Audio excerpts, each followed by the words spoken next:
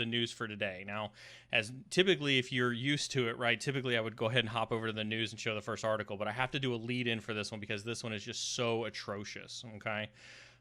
In September of 2017, the credit agency Equifax had announced a data breach that exposed the personal information of about 147 million people. And this ultimately led to a settlement with the Federal Trade Commission and Federal Trade Commission and others for about $425 million to help the people that were affected by that breach. And just to kind of put that in perspective for everybody, because I know we've talked, like when we talked about Capital One a couple weeks back, and we've talked about some of the other data breaches that have happened, we've talked about how infinitesimal small that compensation is for folks. And so when we look in perspective, at $425 million for those people who are affected by that breach, that really only makes it about $2.89 per person that they're going to get compensated for that breach, while the average cost of identity theft is about $1,350 per person. And so with that in mind, I mean, it's pretty significant amount of records that were compromised as part of that Equifax breach. Where am I going with all of this, you might ask? Well, on Friday's stream, we gave a very, very quick preview to this article, but I wanted to save the broader conversation to have with you, sir. And so with that, I'm going to jump right into this. And kind of this is why I held on to this, was because of this this headline, right? We were not hacked. A clever criminal convinced us to give him our data. Now, this is the Experian South African CEO, and he was speaking on an interview to The Money Show, where he said, and I quote, "In no way, shape, or form was Experian hacked," end quote. And they're alleging that some 23.4 million South African citizens were potentially exposed as part of this this incident. I don't know what else we are to call it if it wasn't indeed a hack, but as part of this incident. And what he's saying is that you can kind of see it right here where we talk about their investigations, where it says, "Our investigations indicate that an individual in South Africa purporting to represent a legitimate client fraudulently requested services from Experian." They're saying that the services involved the release of information which was provided in the ordinary course of business. And so, Brett, my question over to you really is, and it's kind of more along the lines of, in your opinion, why do companies feel the need to play these types of word games when it comes to the cyber protections of consumer data? Yeah, I think there's a lot to unpack in here, Neil, and as you're going through that, there were three things that came to my mind. Let me run through those and see if that kind of gets to the question you're answering or you're asking. At face value, I like the guy's headlines. One of the things I used to put in these when I did the keynotes when we first, I always talked about the Russians and the so-called hacking of the election, right? And I said, I'm glad that over time that discussion has changed, not so much from the Russians hacked the election, but people figured out that, this is part of Russian disinformation. This is part of things the Russians were doing long before there was an internet, and, getting John Podesta to click on a big green button in a Gmail that says, enter your password here, is not a hack. You and I both know real hackers, and that's not hacking, right? That's social engineering, And so the first point is, I would agree. I think it's important to distinguish between what's a hack and what's social engineering, because that takes me to my second point. Increasingly in, the Verizon studies or the IBM annual security study, increasingly we're seeing less and less use of actual malware, that $100,000 zero day. And what we're seeing is it's the social engineering in a variety of ways, right? To get to the right set of creds, to get into the environment and be able to operate and look like somebody that belongs there. And that's much easier actually than designing a cool malware that's a zero day, right? And so I think those are important points, because it really gets to where the real vulnerabilities are in terms of the humans. The network would be pretty easy to defend if it wasn't for humans using it. But then I think the third point you're getting to is the word games and all of that really gets to the liability, right? And at the end of the day, it's liability that companies are worried about. It's interesting. I was in probably 16 or 17 different boardrooms for a while. I did some cyber risk seminars for boards. And I clearly got out of that experience is that these directors cared whether the company got hacked, but what they really cared about at the end of the day was liability, right? Hmm. Who would be held liable in the end, right?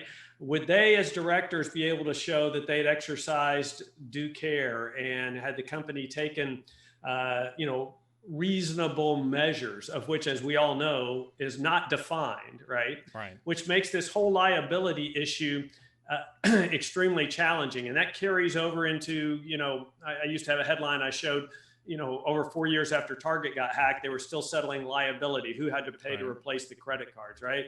Right. Liability is huge in the cyber insurance business. There's over 700 people that, or 700 types of individual cyber security insurance policies, and almost none of them have common definitions or common Hmm. exceptions, that sort of thing. And it's all because there's not sufficient, I don't know if this is the right legal term, but case law or precedent to say who is liable. So I think this article brings out several points, and I think what you're getting at is the sometimes the weasel words or however you might think of those really get to be who's going to be held liable, because at the end of the day, the person that's liable is usually the person with the deepest pockets. So that's completely fair. So let me piggyback on that one then, because I think you bring up a really good point, right? Because, and I'm guilty of it, I'll admit it, right? Is do you think that we in cyber are too quick to crucify companies like Experian? Like I admit, and most of my viewers who were here with me on Friday night when we showed this, you know, we instantly went down that rabbit hole of trying to crucify Experian. Like how could you not call this a hack? Do you think that we're too quick to jump down that?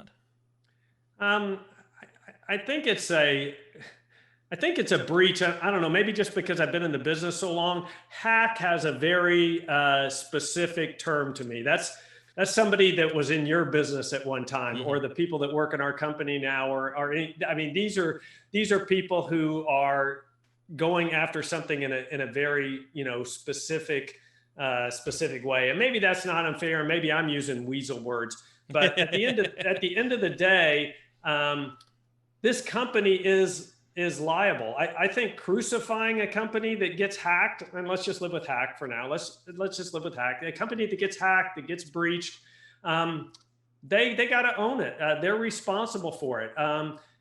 And they certainly can't close every vulnerability, every human vulnerability, every technical Hmm. vulnerability. But at the end of the day, they've got to own it.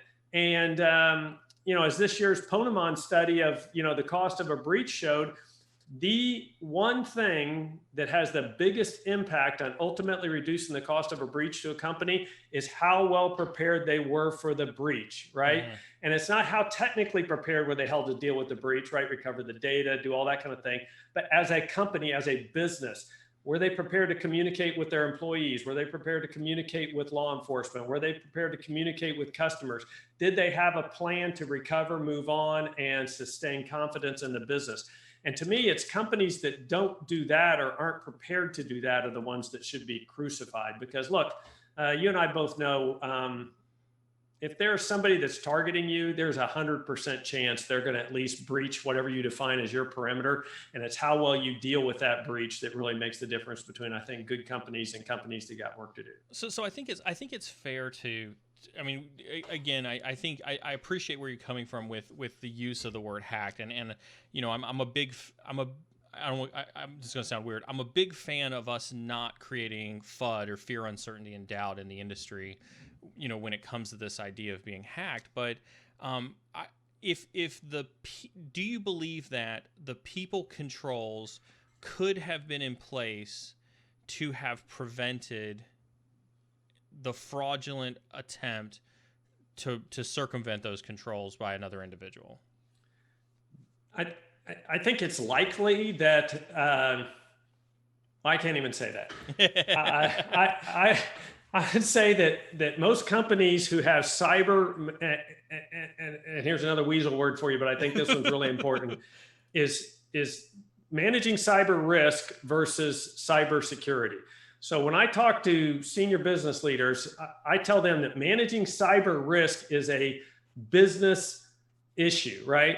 It's not the most important strategic risk, but if it's not one of your strategic risks, right? Operational risk, financial risk, supplier risk, cyber risk, that managing that's a business challenge. And that's something that's got to be addressed from a business perspective. Cybersecurity is the technical application of a number of things that's a component of cyber risk. But if you think about cyber risk versus cybersecurity, it helps drive you away from this is a technical problem to this is a business problem. Let me pick it back on that one real quick, Brett. Do you think that cyber insurance has given businesses an opportunity to take more cyber risk? Yes, but that's a component of managing risk, right? There's four components of managing risk. You can either accept the risk, you can mitigate the risk, you can pass on the risk like that to an insurer, or you can just accept it.